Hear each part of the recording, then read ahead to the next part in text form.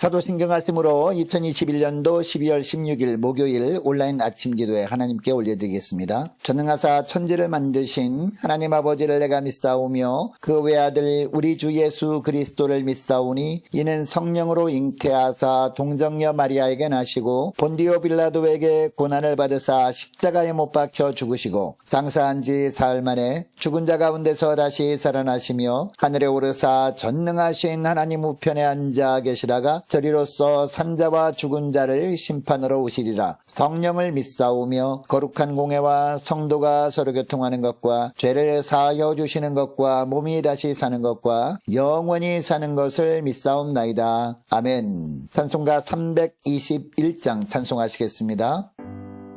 내가 예수 믿고서 죄 사함 받아 나의 모든 것 다 변했네. 지금 내가 가는 길 전부 길이요 주의 피로 내 죄가 씻겼네. 나의 모든 것 변하고 그 피로 구속받았네.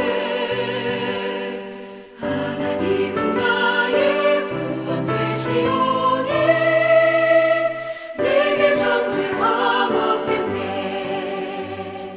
주님 맑은 빛 되사 어둠을 치니 나의 모든 것 다 변했네. 지금 내가 주 앞에 온전케 됨은 주의 공로를 의지함일세. 나의 모든 것 변하고 그 피로 구속받았네.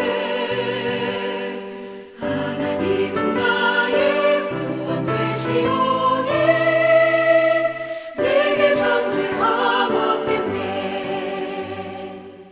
내게 성령 임하고 그 크신 사랑 나의 맘에 가득 채우며 모든 공포 내게서 물리치시니 내 맘 항상 주 안에 있겠네. 나의 모든 것 변하고 그 피로 구속받았네. 하나님은 나의 구원 되시오니 내게 정죄함 없겠네. 하나님 아버지 감사합니다. 또 새로운 목요일 하루를 저희들에게 허락하시고 하루를 시작하기 첫 시간부터 우리 주님께서 불러주셔서 주 앞에 나와 주님이 예비하신 말씀을 붙들고 하루를 시작하게 하심을 감사합니다. 오늘도 베푸시는 말씀을 통해서 우리 하나님께서 오늘 어떤 길로 인도하시는지 바르게 깨닫게 하시고 순종케 하여 주셔서 오늘도 주님께서 붙들어 주심으로 승리케 되는 복된 하루가 되게 하여 주옵소서. 감사드리오며 우리 주 예수 그리스도의 이름으로 기도드립니다. 아멘. 자, 이 시간에 하나님이 주시는 말씀은 구약성경 사사기 19장 1절부터 9절까지 말씀 보겠습니다. 자, 화면을 보시면서 함께 1절부터 합독하시겠습니다. 이스라엘의 왕이 없을 그때에 에브라임 산지 구석에 거류하는 어떤 레위 사람이 유다 베들레헴에서 첩을 맞이하였더니 그 첩이 행음하고 남편을 떠나 유다 베들레헴 그의 아버지의 집에 돌아가서 거기서 넉 달 동안을 지내매 그의 남편이 그 여자에게 다정하게 말하고 그를 데려오고자 하여 하인 한 사람과 나귀 2마리를 데리고 그에게로 가매 여자가 그를 인도하여 아버지의 집에 들어가니 그 여자의 아버지가 그를 보고 기뻐하니라. 그의 장인 곧 그 여자의 아버지가 그를 머물게 하매 그가 3일 동안 그와 함께 머물며 먹고 마시며 거기서 유숙하다가 넷째 날 아침에 일찍이 일어나 떠나고자 하매 그 여자의 아버지가 그의 사위에게 이르되 떡을 조금 먹고 그대의 기력을 돋운 후에 그대의 길을 가라 하니라. 두 사람이 앉아서 함께 먹고 마시매 그 여자의 아버지가 그 사람에게 이르되 청하노니 이 밤을 여기서 유숙하여 그대의 마음을 즐겁게 하라 하니 그 사람이 일어나서 가고자 하되 그의 장인의 간청으로 거기서 다시 유숙하더니 다섯째 날 아침에 일찍 일어나 떠나고자 하매 그 여자의 아버지가 이르되 청하노니 그대의 기력을 돋우고 해가 기울도록 머물라 하므로 두 사람이 함께 먹고 그 사람이 첩과 하인과 더불어 일어나 떠나고자 하매 그의 장인 곧 그 여자의 아버지가 그에게 이르되 보라 이제 날이 저물어 가니 청하건대 이 밤도 유숙하라. 보라 해가 기울었느니라. 그대는 여기서 유숙하여 그대의 마음을 즐겁게 하고 내일 일찍이 그대의 길을 가서 그대의 집으로 돌아가라 하니. 아멘. 목요일 아침이 밝았습니다. 오늘 하루도 주님께서 말씀을 통해서 부어주시는 하늘의 은혜를 덧입고 시작하는 복된 이 시간 될 수 있기를 원합니다. 여러분, 우리가 예수 믿을 때 우리 심령 가운데 성령께서 임하십니다. 이후부터 우리 안에 성령의 소욕과 육체의 소욕이 늘 충돌합니다. 주님 앞에 육체의 소욕을 내려놓으면 그때부터 성령께서 우리의 삶을 지배해 주십니다. 이것을 우리는 성령 충만이라고 부릅니다. 그러나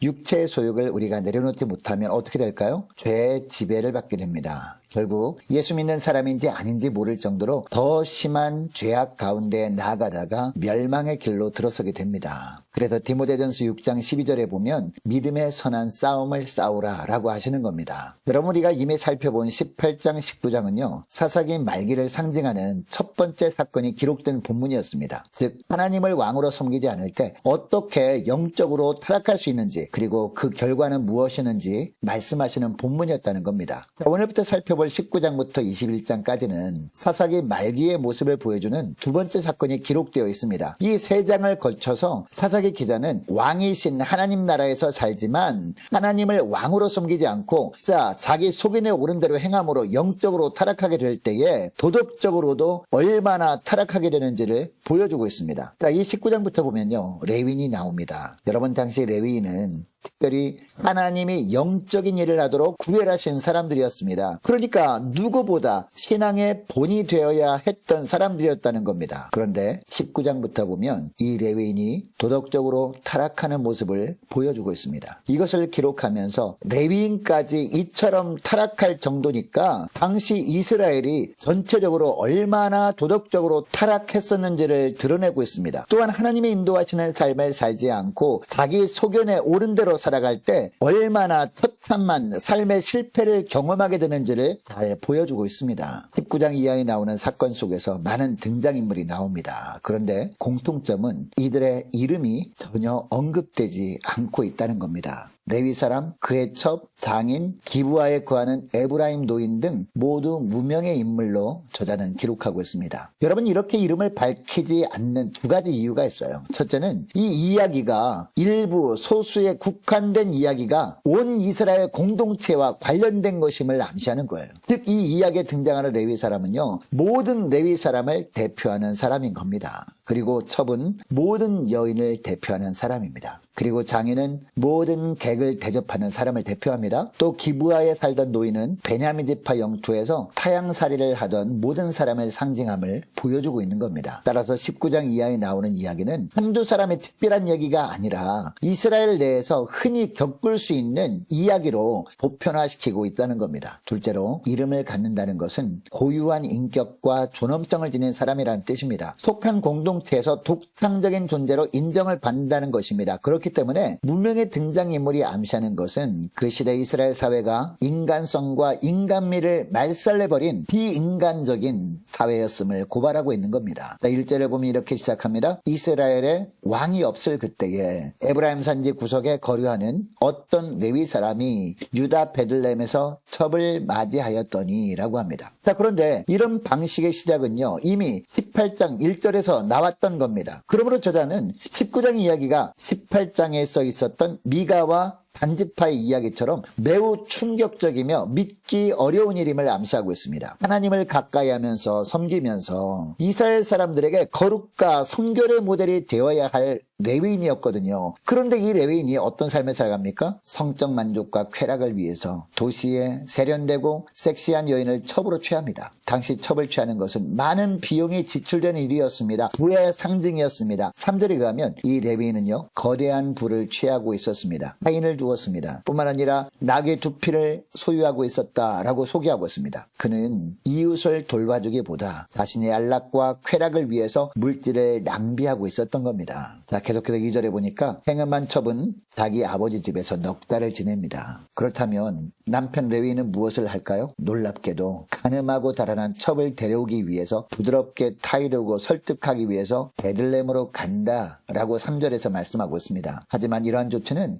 하나님의 율법이 가르치는 청결과 거룩을 벗어난 못된 것이었습니다. 레위인은 지금 여호와의 율법보다도 자신의 필요와 욕구를 더 중요하게 여기고 있습니다. 음행한 첩이 떠난 떠난 지 넉 달 동안 이 레위는요, 아마도 하나님께 제사도 드렸을 겁니다. 기도도 했을 겁니다. 말씀 묵상도 했을 겁니다. 하지만 그의 최종적인 결론은 말씀이 아니라 정욕이었습니다. 세상의 정욕은 절대 포기하지 못하도록 끈질기게 유혹합니다. 미련을 갖도록 합니다. 아쉬워하도록 합니다. 항상 곁에 머물기를 원하며 동거하기를 좋아합니다. 그래서 자주 별거하다가도 동거하고 멀리했다가도 함께 지내게 되는 겁니다. 여러분, 거룩과 성결을 향한 적극적인 삶이 없이는요, 이처럼 쾌락과 유혹의 희생물이 될 뿐입니다. 여러분, 오늘날도 우리가 그리스도인으로서 예배와 말씀에 관심이 없으면요, 어떻게 될까요? 세상 사람들과 똑같은 것을 추구할 뿐입니다. 오늘 본문에 나오는 레위인처럼 여러분 이것을 기억하시고 오늘 기도할 때 이렇게 기도했으면 좋겠습니다. 주님, 예배와 말씀에 더욱더 집중함으로 말미암아 예배와 말씀의 능력으로 거룩과 성결의 삶을 살아갈 수 있도록 주여 도와주옵소서. 저희들의 심령 가운데 육신의 소욕과 성령의 소욕이 충돌할 때 주님, 육신의 소욕을 주님의 십자가 앞에 내려놓길 원하오니